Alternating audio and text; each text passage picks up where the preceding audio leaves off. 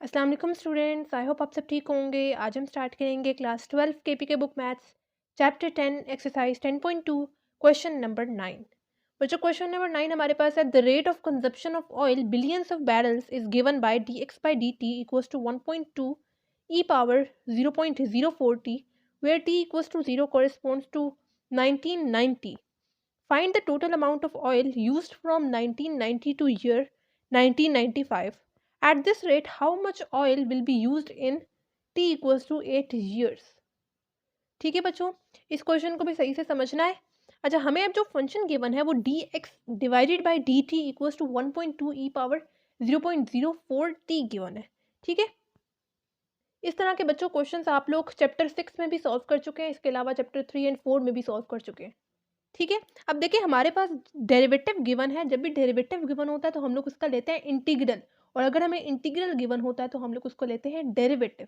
ठीक है, तो अब हमें गिवन है rate of change d x by d t equals to 1.2 e power 0.04 t. ठीक है, सबसे पहले तो हम लोगों ने मूव करवा देना है, डी एक्स यहाँ पे डिवाइड फॉर्म में है, राइट साइड पर मूव करवा देंगे, मल्टीप्लाई फॉर्म में आ जाएगा। ठीक है, अब इस डेरिवेटिव को खत्म करने के लिए हम लोग अप्लाई करेंगे इंटीग्रल।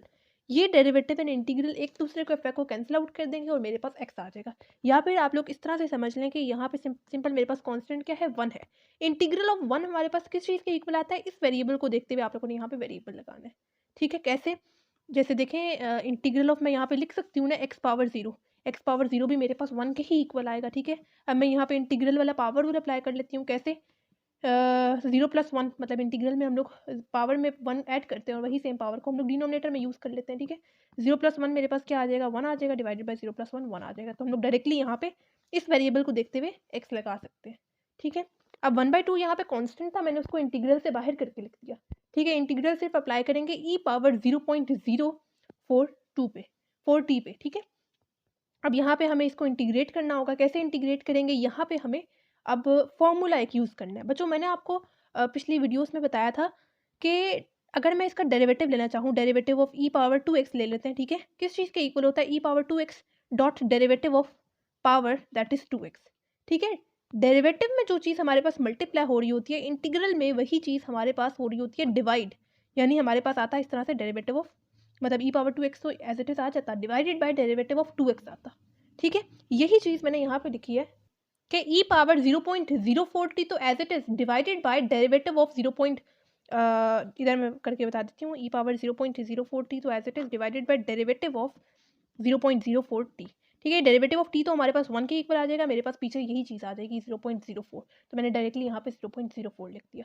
साथ प्लस c लाजमी लिखेंगे जो कि इंटीग्रल ऑफ कांस्टेंट होता है। ठीक है, और 1.2 डिवाइडेड बाई 0.04 मेरे पास 30 के इक्वल आ जाएगा, 30 इंटू ई पावर 0.04t प्लस c। ये मेरे पास अब आंसर आ गया। ठीक है, मतलब मुझे जो फंक्शन गिवन था, मैंने उस डेरिवेटिव को खत्म करने के लिए मुझे रेट ऑफ चेंज गिवन था, मुझे इस पर इंटीग्रल अप्लाई करना था। दोनों तरफ इंटीग्रल अप्लाई किया, यहाँ पे फॉर्मूला अप्लाई किया, जबकि यहाँ पे मैंने आपको बता दिया एक्स के इक्वल आ जाएगा, और कैसे एक्स के इक्वल आएगा वो भी मैंने यहाँ पे बता दिया आपको। ठीक है, मजीद इनको डिवाइड करने के बाद मेरे पास ये आंसर आ गया। ठीक है, अब हमें आ जाते हैं क्वेश्चन की कंडीशन पे। ठीक है, अब कंडीशन हमें क्वेश्चन में दी थी कि when t equals to 0 corresponds to 1990। ठीक है, जब हमारे पास बच्चों t टाइम 0 था तो x भी तो 0 होगा। ठीक है, तो इसको देखते हुए हमने अपने ये जो सा हमारे आंसर लाए हैं, इसमें मैंने t की जगह भी 0 पुट किया एंड x की जगह भी 0 पुट किया। ठीक है, तो x की जगह मैंने 0 पुट कर दिया, यहाँ पे मैंने t की जगह भी 0 पुट कर दिया। 0.04 इंटू 0 मेरे पास 0 ही आ जाएगा, ई पावर 0 मेरे पास 1 के इक्वल आते हैं, 30 इंटू 1 मेरे पास 30 आ जाएगा, एंड 30 दूसरी तरफ जाएगा तो मेरे पास -30 आ जाएगा। यानी c की वैल्यू मेरे पास क्या आ रही है, -30 आ रही है।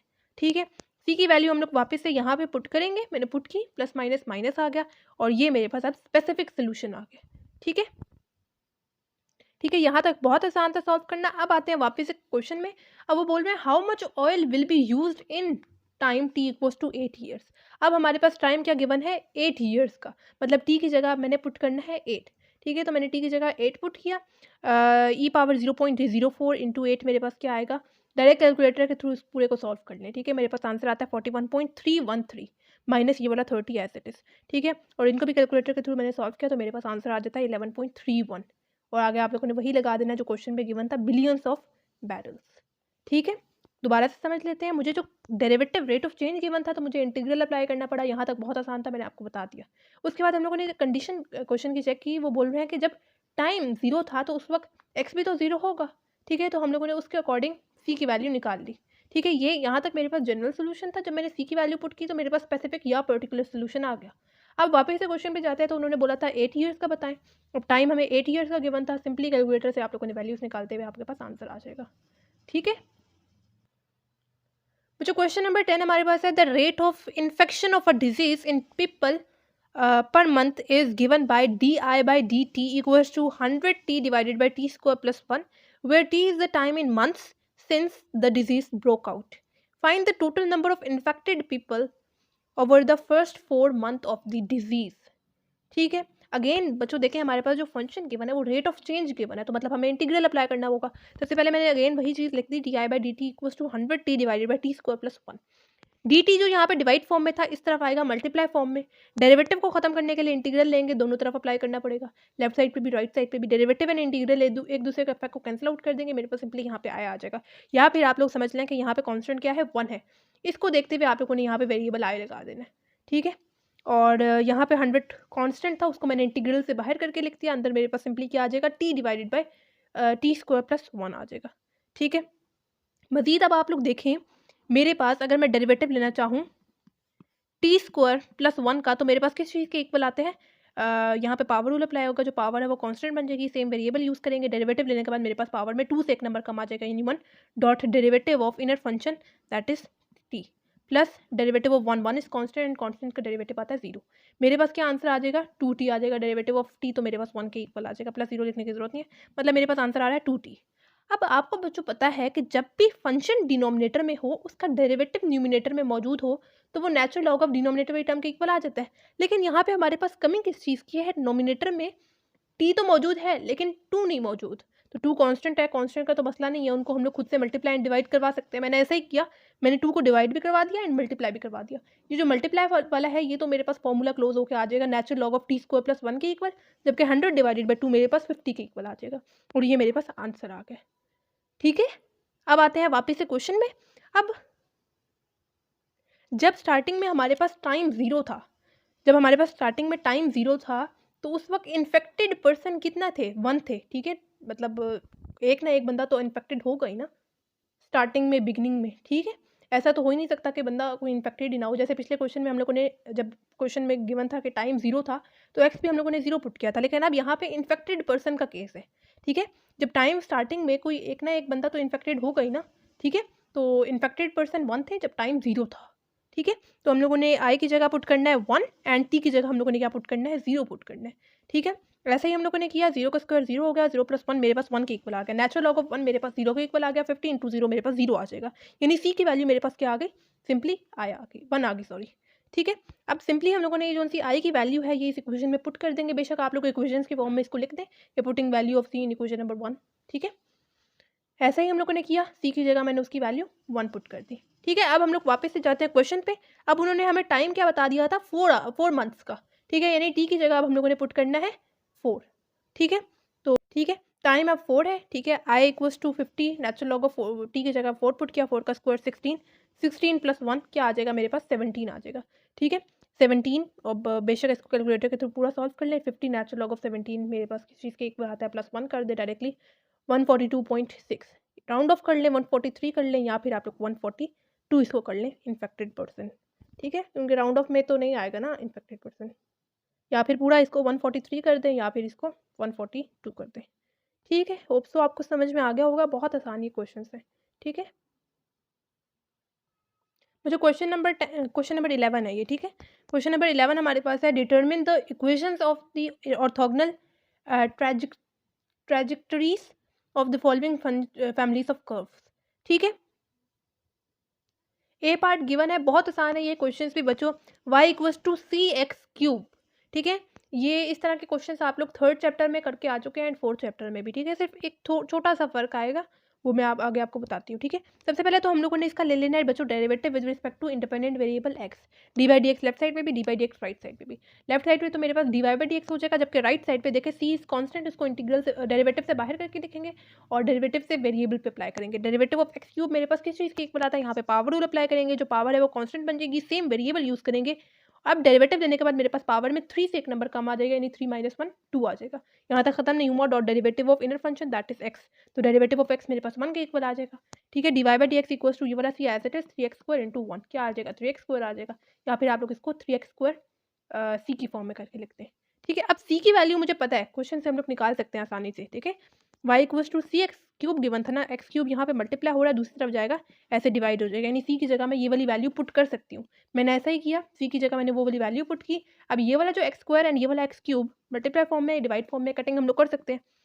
कटिंग हो गई, यहाँ पे मेरे पास सिंपली एक एक्स रह जाएगा, ठीक है, यानी 3y डिवाइडेड बाई एक्स, यानी D Y by D x का आंसर मेरे पास क्या आ रहा है 3y डिवाइडेड बाई एक्स आ रहा है, ठीक है। अब जो हमारे पास ये वाली स्लोप आई है ना, ये slope of given family of curve d Y by D x हमारे पास 3y बाई एक्स के इक्वल आ रहा है, ठीक है। अब जो हमें क्वेश्चन में गिवन है वो हमें क्या चीज़ फाइंड करनी है, इक्वेशन ऑफ ऑर्थोगोनल ट्रैजेक्टरीज, ठीक है, of the following families of curve. तो इसके अकॉर्डिंग मेरे पास अब जो ऑर्थोगोनल कर्व की स्लोप आएगी वो हम लोग कैसे निकालेंगे। अब आपको पता है कि दो स्लोप्स का प्रोडक्ट हमारे पास -1 के इक्वल होता है, ये आपको पता है, आप लोगों ने 3rd एंड 4th चैप्टर में करके आ चुके हैं, ठीक है। अब अगर मैं m1 को मूव करवाऊँ दूसरी तरफ तो वो इधर मल्टीप्लाई फॉर्म में, दूसरी तरफ जाएगा डिवाइड फॉर्म में। इसको बेशक आप लोगों को पता है कि derivative d Y by D x को हम लोग स्लोप m की फॉर्म में लिख सकते हैं, तो आप लोग बेशक इसको m1 कर दें, ठीक है। तो m1 की जगह मैं ये d Y by D x लिख सकती हूँ ना। अब dx तो यहाँ पे डिवाइड फॉर्म में है, न्यूमिनेटर में जाएगा तो मेरे पास क्या हो जाएगा मल्टीप्लाई हो जाएगा, यानी m2 मेरे पास क्या आ गया -dx बाई डी वाई आ गया, ठीक है। अब मैंने बच्चों क्या करना है, ये जो सा मेरे पास, बेशक आप लोग इसको इक्वेशन नंबर 1 कह दें, ठीक है। अब मैंने रिप्लेस कर देना है D Y by D x को किस चीज़ से, -dx बाई डी वाई से, इन इक्वेशन नंबर 1 आप लोग कर दें, ठीक है। मैंने ऐसा ही किया, मैंने d Y by D x को रिप्लेस कर दिया -dx बाई डी वाई से। बाकी आगे वाली चीज़ एज इट इज़ लिखी रही मेरे पास, ठीक है। आगे बहुत आसान है, डी वाई यहाँ पे डिवाइड फॉर्म में, इस तरफ जाएगा मल्टीप्लाई फॉर्म में, ठीक है। और ये जो सा एक्स यहाँ पे डिवाइड फॉर्म में, इस तरफ जाएगा मल्टीप्लाई फॉर्म में, यानी हम लोगों ने एक्स वाली चीज़ को डी एक्स के साथ एंड वाई वाली चीज़ को डी वाई के साथ लगा देना है, ठीक है। अब डेरिवेटिव को खत्म करने के लिए हम लोग इंटीग्रल लेंगे, दोनों तरफ अप्लाई करना होगा, ठीक है। ये नेगेटिव साइन को इंटीग्रल से बाहर करके लिख दिया। इंटीग्रल ऑफ एक्स हमारे पास किस चीज़ के इक्वल आएगा, एक्स की पहले से पावर मेरे पास क्या है 1 है, मैं यहाँ पे सिंपली पावर रूल अप्लाई कर लेती हूँ। जो पावर है, पावर रूल इंटीग्रल में हम लोग कैसे अप्लाई करते हैं, पावर में +1 करते हैं, वही सेम पावर को हम लोग डिनोमिनेटर में भी यूज़ करते हैं। उसी तरह से यहाँ पे 3 जो है कांस्टेंट है, उसको इंटीग्रल से बाहर करके लिखा, इंटीग्रल से वेरिएबल पे अप्लाई करेंगे। यहाँ पे भी हम लोगों ने पावर रूल अप्लाई कर लिया। पावर रूल कैसे, इस y की पावर पहले 1 है, पावर में +1 करेंगे, वही सेम पावर को हम लोग डिनोमिनेटर में भी यूज़ करेंगे, ठीक है। ये हो गया -x⁻² डिवाइडेड बाई 1 + 1 2 हो जाएगा। उस तरह से 3 y पावर 1 + 1 2 डिवाइडेड बाई 2 हो जाएगा, ठीक है। अब ये साथ आप लोगों ने कांस्टेंट जो है वो k लगा देना है। अब आप लोग c भी लगा सकते हैं, लेकिन मैं आपको सजेस्ट करूँगी कि k लगा दें या कोई और कांस्टेंट, क्योंकि c स्टार्टिंग में भी हमारे पास क्वेश्चन में यूज़ हो गया, बस आप लोग कंफ्यूज ना हो, ठीक है। मैंने यहाँ पे कांस्टेंट k लगा दिया। अब कांस्टेंट के साथ आप लोग बेशक यहाँ पे एलसीएम वगैरह ले लें या ना लें, कोई फ़र्क नहीं पड़ता, ठीक है। मैंने यहाँ पे ले लिया है, अगले पार्ट में मैंने नहीं लिया, ठीक है। आपकी बुक के पीछे जो आंसर है वो उन्होंने एलसीएम के साथ नहीं लिया हुआ, ठीक है। उन्होंने 3y² + x² = k की फॉर्म में आंसर दिया हुआ है, ठीक है। तो अगर आप लोग इस तरह से कर लेंगे तब भी गलत नहीं होगा ये, ठीक है। और ये हमारे पास फाइनल आंसर आ गया। यहाँ पे मैंने एलसीएम के साथ लिया, आप लोग एलसीएम के बगैर भी, मतलब के साथ कोई इसका के साथ एलसीएम ना लें, डायरेक्ट आंसर लिखते हैं वो तब भी ठीक होगा, सही है। होप सो आपको समझ में आ गया होगा। दोबारा से इस क्वेश्चन को देख लेते हैं क्या चेंजेस है। स्टार्टिंग में बच्चों आप लोगों ने ले लेना डेरिवेटिव, ठीक है। चेंज आता है हमारे पास यहाँ पे, हमें पता है दो स्लोप्स का प्रोडक्ट हमारे पास -1 के इक्वल होता है। आप लोग बेशक इसको m1 कर दें, ठीक है। m1 दूसरी तरफ जाएगा डिवाइड हो जाएगा, m1 की जगह मैं dy बाई dx लिख सकती हूँ। dx न्यूमिनेटर में जाएगा तो -dy by dx by y हो जाएगा। अब मैंने रिप्लेस कर देना है dy by dx, her question her part में आगे ऐसे ही करना है हम लोगों ने, ठीक है। dy बाई dx को मैंने रिप्लेस कर देना है -dx बाई dy से, ठीक है, इस इक्वेशन में, इक्वेशन नंबर 1 में, ठीक है। और वही काम करना है, और फिर x वाली टर्म को dx के साथ और y वाली टर्म को dy के साथ, और सिंपली आगे इसको इंटीग्रेट करते हुए हमारे पास ये आंसर आ गया, ठीक है। बी पार्ट बच्चों हमारे पास है x y equals to c. उसी तरह से डेरिवेटिव लेंगे सबसे पहले with respect to independent variable that is x, D by D x left side पे भी, D by D x right side पे भी।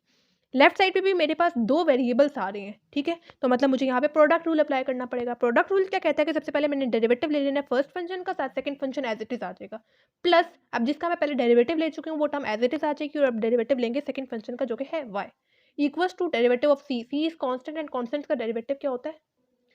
0, ठीक है। अब डेरिवेटिव ऑफ x मेरे पास 1 के इक्वल आ जाएगा, ये वाला y as it is, plus x d by D x y साथ एज इट इज आ जाएगा, ठीक है। 1 इंटू वाई क्या हो जाएगा? y plus x d Y by D x, ठीक है। y को अगर आप लोग दूसरी तरफ लेके जाएंगे तो माइनस y हो जाएगा। अब d Y by D x सिर्फ इधर लिखा है, x को मूव करवा दें राइट साइड पे, मल्टीप्लाई फॉर्म में है, दूसरी तरफ जाएगा डिवाइड फॉर्म में। अब ये मेरे पास D Y by D x का आंसर आ रहा है। आप लोग बेशक इसको m1 के इक्वल भी लिख सकते हैं, ठीक है। अब जो slope of given family of curve d Y by D x मेरे पास माइनस वाई बाई एक्स के इक्वल आ रहा है, और slope of orthogonal curve to the given curve हमारे पास किस चीज़ के इक्वल होगा? दो स्लोप का प्रोडक्ट -1 के इक्वल होता है। 1 माइनस m1 यहाँ पे मल्टीप्लाई हो रहा है, दूसरी तरफ आएगा डिवाइड फॉर्म में, और m1 की जगह हम लोग d Y by D x लिख सकते हैं। dx यहाँ पे डिवाइड फॉर्म में, न्यूमिनेटर में जाएगा मल्टीप्लाई फॉर्म में। नेक्स्ट स्टेप वही करना है, रिप्लेस कर देना है D Y by D x को minus D x by Y से, डी वाई से, ठीक है। वैसे ही हम लोगों ने किया, ये मेरे पास जो क्वेश्चन ऊपर सीन बन रहा था वही मैंने लिखा, और d Y by D x की जगह मैंने minus D x by D y लिख दिया equals to minus y by x. अब एक्स वाली टर्म को डी एक्स के साथ एंड वाई वाली टर्म को डी वाई के साथ लिख देंगे, ठीक है। एक्स यहाँ पे डिवाइड फॉर्म में, इस तरफ जाएगा मल्टीप्लाई फॉर्म में, ये इस तरफ डिवाइड फॉर्म में, इस तरफ जाएगा मल्टीप्लाई फॉर्म में, ठीक है। अब डेरिवेटिव को खत्म करने के लिए इंटीग्रल लिया, दोनों तरफ अप्लाई किया, ठीक है। यहाँ पे तो मेरे पास पावर रूल होगा और यहाँ पे भी हम लोग पावर रूल अप्लाई करेंगे। कैसे? इसकी पावर पहले क्या है? 1 है, और इसकी पावर भी पहले क्या है? 1 है। इंटीग्रल में पावर रूल कैसे अप्लाई करते हैं कि जो पावर है उसमें हम लोग +1 करते हैं, वही सेम पावर को हम लोग डिनोमिनेटर में यूज़ करते हैं। उस तरह से यहाँ पे भी किया कि पहले से हमारे पास पावर 1 थी, 1 ऐड किया और वही सेम पावर को हम लोगों ने डिनोमिनेटर में यूज़ किया। साथ इंटीग्रल ऑफ कांस्टेंट आ जाएगा, आप लोग c भी लगा सकते हैं, लेकिन कंफ्यूज ना हो k लगा दें, ठीक है। x² 2 हो गया प्लस y² 2 हो गया, ठीक है। यहाँ पे भी आप लोग k के साथ इसको एलसीएम लेते हुए भी सॉल्व कर सकते हैं, और डायरेक्टली आप लोग इसको इस फॉर्म में भी अप्लाई मतलब सॉल्व कर सकते हैं, ठीक है। और ये हमारे पास फाइनल आंसर आ गया। होप सो आपको समझ में आ गया होगा। सी पार्ट बच्चों हमारे पास गिवन है y equals to C X dot E power X, ठीक है। अगेन सबसे पहले डेरिवेटिव लेंगे, D by D x left side पे भी, D by D x right side पे भी, ठीक है। लेफ्ट साइड पे तो मेरे पास D Y by D X हो जाएगा, जबकि राइट साइड पे मेरे पास सी कांस्टेंट है, उसको इंटीग्रल से डेरिवेटिव से बाहर मतलब डेरिवेटिव से पहले करके लिखेंगे, डेरिवेटिव सिर्फ वेरिएबल्स पे अप्लाई करेंगे, ठीक है। 2 वेरिएबल्स हैं, एक्स है और इधर ई पावर एक्स है, ठीक है। तो मतलब मुझे प्रोडक्ट रूल यहाँ पे अप्लाई करना पड़ेगा। डेरिवेटिव ऑफ एक्स सबसे पहले प्रोडक्ट रूल के कहता है कि डेरिवेटिव ऑफ एक्स पहले अप्लाई करना, साथ second function as it is, plus जिसका मैं पहले डेरिवेटिव ले चुकी हूँ वो टर्म एज इट इज आएगी, और अब डेरिवेटिव लेंगे सेकंड फंक्शन का जो कि है E power X. Derivative of X मेरे पास 1 के इक्वल आ गया, E power X as it is साथ plus X. Derivative of E power X मेरे पास किस चीज़ के इक्वल आता है? यहाँ पे सिंपली फॉर्मूला यूज हो रहा है जो कि आप लोगों ने थर्ड चैप्टर में पढ़ा था कि derivative of E power x हमारे पास ई पावर एक्स के इक्वल आएगा डॉट डेरिवेटिव ऑफ पावर जो कि है एक्स। डेरिवेटिव ऑफ एक्स हमारे पास 1 के इक्वल आएगा, ई पावर एक्स इंटू 1 मेरे पास ई पावर एक्स के इक्वल आ जाएगा, ठीक है। और आप लोग बेशक ब्रैकेट खोल दें या आप लगी रहे, कोई मसला नहीं, ठीक है। ठीक है। अब आपको पता है स्टार्टिंग में जो हमें क्वेश्चन गिवन था y equals to C x e power x given था, ठीक है। मैं यहाँ से c की वैल्यू निकाल सकती हूँ क्योंकि देखें ये यहाँ पे मल्टीप्लाई फॉर्म में है, दूसरी तरफ जाएगा तो ऐसे डिवाइड फॉर्म में, यानी c की वैल्यू मेरे पास ये आ रही है। c की जगह मैं ये वैल्यू पुट कर सकती हूँ ना, मैंने पुट कर दी, ठीक है। अब देखें न्यूमिनेटर में मेरे पास यहाँ पे भी ई पावर एक्स आ रहा है और यहाँ पे भी ई पावर एक्स आ रहा है, तो मैं ई पावर एक्स को यहाँ से कॉमन ले लेती हूँ। मैंने ई पावर एक्स को यहाँ से कॉमन ले लिया, अंदर मेरे पास 1 प्लस एक्स आ गया। अब ये वाला e power x multiply form में, डिवाइड फॉर्म में कैंसिल आउट हो गए, y by x into 1 plus x मेरे पास आंसर आ गया, ठीक है। अब ये कौन सा मेरे पास आंसर आ रहा है? ये slope of given family of curve यानी D Y by D x मेरे पास आ रहा है, Y by x into 1 plus X आ रहा है, ठीक है। और slope of orthogonal curve of given curve मेरे पास किस चीज़ के इक्वल आएगा? उस तरह से दो स्लोप का प्रोडक्ट हमारे पास -1 के इक्वल, m1 यहाँ पे मल्टीप्लाई फॉर्म में, दूसरा जाएगा डिवाइड फॉर्म में, इसकी जगह मैं d Y by D x लिख सकती हूँ, ठीक है। डी एक्स न्यूमिनेटर में जाएगा तो minus D x by D y हो जाएगा। वही स्टेप्स करने हैं कि रिप्लेस कर देना D Y by D x को minus D x by Y से। यही काम किया मैंने, रिप्लेस कर दिया D Y by D x को minus D x by D Y से, ठीक है। और आगे वही चीज़ सेम आ जाएगी। अब एक्स वाले टर्म को डी एक्स के साथ एंड वाई वाली टर्म को डी वाई के साथ लिख देना है, ठीक है। ये यहाँ पे डिवाइड फॉर्म में, इस तरफ जाएगा मल्टीप्लाई फॉर्म में, ये मल्टीप्लाई फॉर्म में, इस तरफ आएगा डिवाइड फॉर्म में, ठीक है। और ये डी वाई इधर डिवाइड फॉर्म में, इस तरफ जाएगा मल्टीप्लाई फॉर्म में। डेरिवेटिव को खत्म करने के लिए इंटीग्रल लेंगे, लेफ्ट साइड पे भी राइट साइड पे भी। नेगेटिव साइन को मैंने इंटीग्रल से पहले करके लिख दिया। और यहाँ पे हम लोग क्या कर सकते हैं बच्चों, integral of x divided by 1 plus x, directly यहाँ पे कोई फॉर्मूला वगैरह नहीं लग रहा। हम लोग क्या करते हैं कि 1 प्लस एक्स डिनोमिनेटर में है, मैंने ऊपर खुद से 1 को ऐड भी करवा दिया और सब्ट्रैक्ट भी करवा दिया। क्यों? ताकि मैं यहाँ से डिनोमिनेटर अलग करके इनको तो कैंसिल आउट कर दूँ, जबकि यहाँ पे मेरे पास एक फॉर्मूला क्लोज हो जाएगा। ठीक है, कैसे?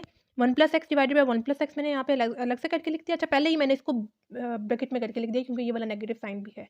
माइनस इस वाले नेगेटिव साइन को लिखते हुए integral of 1 divided by 1 + x, यानी मैंने इसको अलग से डिनोमिनेटर के इक्वल लिख दिया और इसको मैंने अलग से डिनोमिनेटर के इक्वल लिख दिया। ठीक है, और यहाँ पे इंटीग्रल ऑफ y dy। ठीक है, यहाँ पे तो कटिंग हो जाएगी, मेरे पास सिंपली क्या आ जाएगा, 1 आ जाएगा dx, जबकि यहाँ पे मेरे पास फॉर्मूला क्लोज हो रहा है। अगर मैं डेरिवेटिव लेना चाहूँ 1 + x का, तो मेरे पास किस चीज़ के इक्वल आएगा, डेरिवेटिव ऑफ 1 हमारे पास 0 के equal plus derivative of x हमारे पास 1 के इक्वल। तो मतलब मेरे पास आंसर आ रहा है 1। जब भी ऐसा हो कि फंक्शन डिनोमिनेटर में हो, डेरिवेटिव उसका न्यूमिनेटर में मौजूद हो, तो हम लोग लिख सकते हैं उसको नेचुरल लॉग ऑफ 1 + x के इक्वल।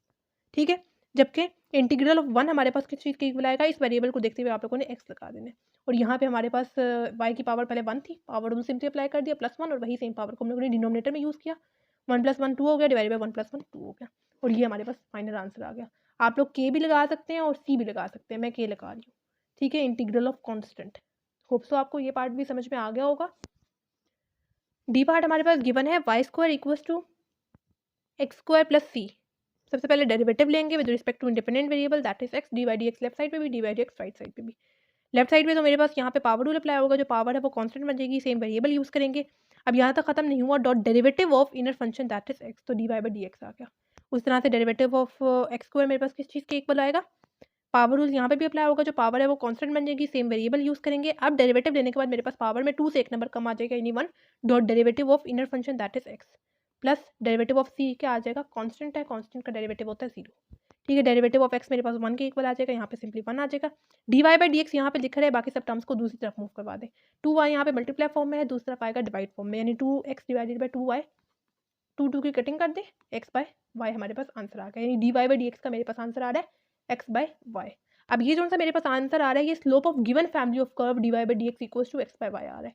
ठीक है, और slope of orthogonal curve of given curve मेरे पास किस चीज़ के इक्वल होगा, m1 m2 equals to -1, m1 is a multiply form में है, दूसरा जाएगा डिवाइड फॉर्म में। m1 की जगह मैं d Y by D x लिख सकती हूँ, dx यहाँ पे डिवाइड फॉर्म में, न्यूमिनेटर में जाएगा मल्टीप्लाई फॉर्म में, minus D x by D y m2 के इक्वल आ गया। अब यही काम हम लोगों ने करना है, हम लोगों ने रिप्लेस कर देना है D Y by D x को किस चीज़ से, minus D x by D Y से। ठीक है, उसी तरह से मैंने रिप्लेस किया। अब एक्स वाली टर्म को एक्स वाली डी एक्स के साथ और डी वाई वाली टर्म को y के साथ लिख देना। ठीक है, ये मल्टीप्लाई फॉर्म में है, इस तरफ आएगा डिवाइड फॉर्म में, ये डिवाइड फॉर्म में, इस तरफ जाएगा मल्टीप्लाई फॉर्म में। नेगेटिव साइन को बाहर ले गए, डेरिवेटिव को खत्म करने के लिए इंटीग्रल अप्लाई करेंगे लेफ्ट साइड पे भी राइट साइड पे भी।